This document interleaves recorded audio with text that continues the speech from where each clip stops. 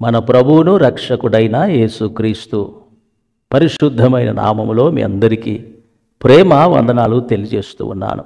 ప్రియమైన దేవుని బిడ్డలారా, బాగున్నారా?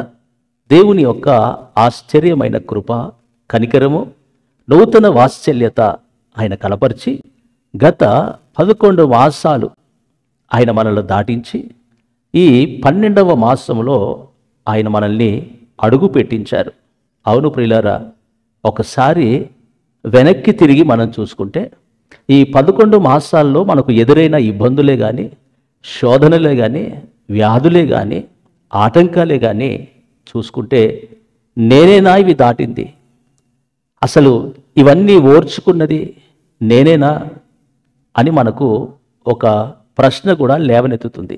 అవును, నేను కాదు దాటింది, నీవు కాదు దాటింది, మన ప్రభు అయిన యేసుక్రీస్తే మనతో ఉండి ఈ 11 మాసాలు ఆయన మనల్ని దాటించాడు. దాటలేని తీరాలెన్నో మనము దాటాం, అది ఆయన కృప. ఎక్కలేని ఎత్తైన కొండలెన్నో మనం ఎక్కాం, అది ఆయన కృప. అయితే మీకు ఒక ప్రశ్న రావచ్చు, అయ్యా ప్రభువు దాటించాడు వాస్తవమే, కానీ ఈ సంవత్సరం ప్రభు కృప ద్వారా పొందుకున్న వాగ్దాన నెరవేర్పు కొరకు మేము పడుతున్నటువంటి ప్రసవ వేదన ఇక ఇలాగే మిగిలిపోద్దా? ఇక ఈ ఒక్క మాసం దాటిపోతే ఈ 2024లో మేము పొందుకున్న వాగ్దానం ఏమైపోతుంది? ఇన్ని ఉపవాసాలు, ఇన్ని జాగరణలు, ఇంత పోరాటం, ఇది వ్యర్థమేనా? 11 నెలలు పడిన ప్రయాసం ఇక వ్యర్థమైపోతుందా అనే నిరాశ, నిస్పృహ మీకు కలిగి ఉండవచ్చును. అవును ప్రియులారా, పోయిన సంవత్సరం ఆ మధ్యరాత్రి వేళ డిసెంబర్ 31 నైట్ పొందుకున్న ఆ వాగ్దానం ద్వారా గర్భాన్ని దాల్చి ప్రతి నిత్యం ప్రసవ వేదన పడుతూ అనేక సమస్యల నిమిత్తం నీవు కన్నీరు కారుస్తూ ప్రలాపిస్తూ ఒక తీరని బాధతో, తీరని నొప్పితో, తీరని వేదనతో నీవు ప్రార్థిస్తూ విశ్వాసాన్ని కొనసాగిస్తున్న నీ జీవితంలో ఒక్క నెలనే ఉంది కదా, ఈ నెల కూడా దాటిపోతుందేమో అని బాధపడుతున్నావా? అయితే దేవుడు చక్కటి వాగ్దానాన్ని బైబిల్ గ్రంథంలో ప్రభు రాసుంచారు. ఈ పూట మనం చదువుకుందాం.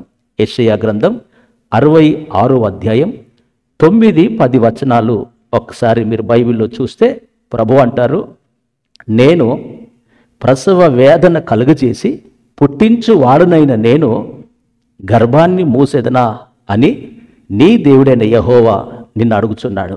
ప్రియులారా, ప్రసవ వేదన కలుగజేసింది ఆయనే, భారము కలుగజేసింది ఆయనే, వాగ్దానం ద్వారా గర్భము దాల్చడానికి కృప చూపింది ఆయనే.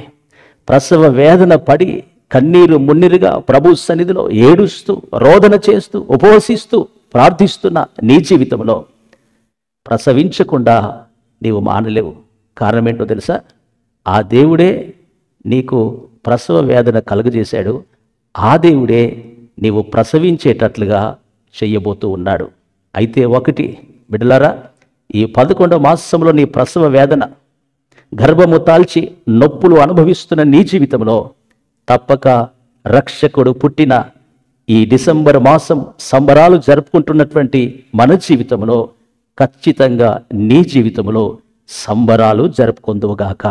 అయితే ఒక్క మాట బిడ్డలారా, ప్రసవ వేదన పడుతున్న నీవు నిరాశ చెందక, నిస్పృహలోనికి వెళ్ళక, విశ్వాసాన్ని కోల్పోక, చివరిగా ప్రసవించేటప్పుడు తల్లి ఇక చచ్చిపోతానేమో అన్నంత బాధ అనుభవిస్తుంది కదా, ఆ వేదన ఈ రోజు నుండి మరలా నీకు కలుగునుగాక.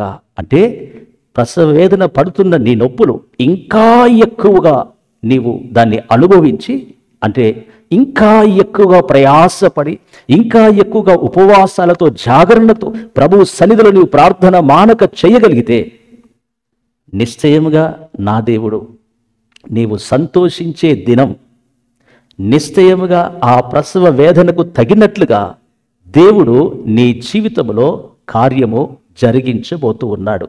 అందరూ అంటున్నారేమో, గత 11 మాసాలు కనిపెట్టుకుని ఉన్నావు, ఉపవసించావు, వైరాగ్యంతో జీవించావు, గుండెలు బాదుకొని ఏడ్చావు, క్రమంగా మందిరానికి వెళ్ళావు, ఎక్కడ నెరవేరింది వాగ్దానం అంటున్నారా?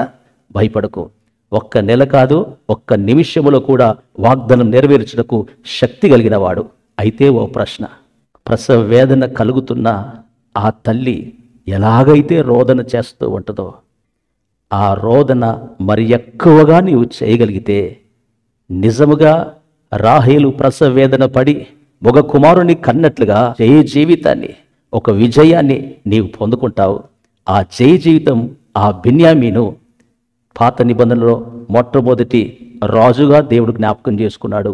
క్రొత్త నిబంధనలో గొప్ప దైవజనుడిగా పౌలును దేవుడు జ్ఞాపకం చేసుకున్నట్లుగా తప్పక నీ ప్రసవ వేదనకు తగిన ఫలితం నీవు పొందుకోబోతున్నావు. ప్రార్థన మానకు, ప్రయాసాన్ని విడిచిపెట్టకు, దేవుని సన్నిధిని విడిచిపెట్టకు.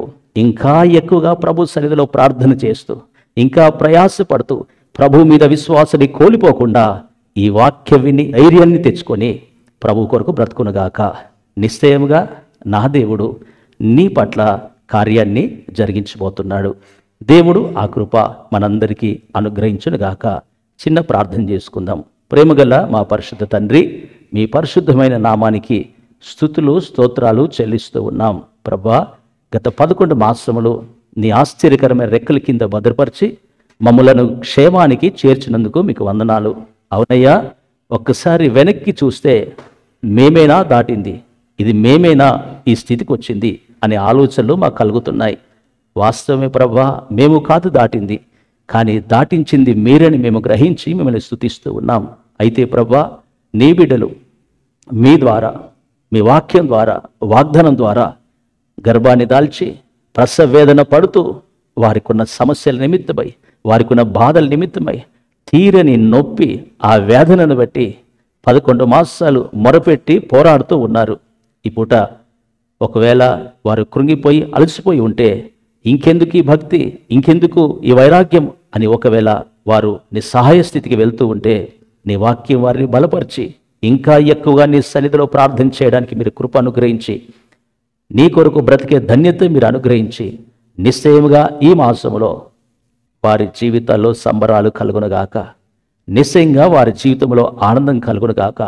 ఇంకా ఎంతో దూరం లేదు మాకు ఆనందమని, ఇంకెంతో దూరం లేదు మాకు సంతోషమని విశ్వాస యాత్ర పోరాటం ఇంకా కొనసాగించి నీ కృప పొందుకోవడానికి మీరు సహాయం చేయమని ఘనత, మహిమ, ప్రభావాలు మీకు ఆరోపిస్తూ యేసు నామములో ప్రార్థిస్తున్నాను తండ్రి. ఆమెన్. ప్రభు కృప మీకు తోడై ఉండును గాక. ఆమెన్.